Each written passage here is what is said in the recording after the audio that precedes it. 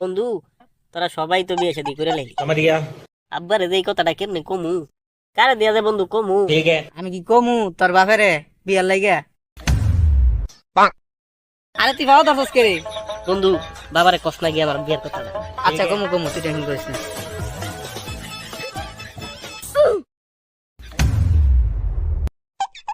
আসসালামু আলাইকুম কা।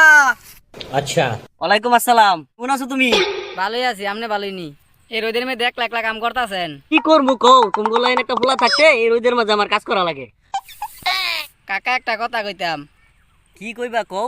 কাকা আইছিলাম আপনার সাওয়ালটার বিয়ার কথাবার্তা বলার জন্য আসছিলাম আপনার কাছে। বিয়া শাদী কি করাবেন না?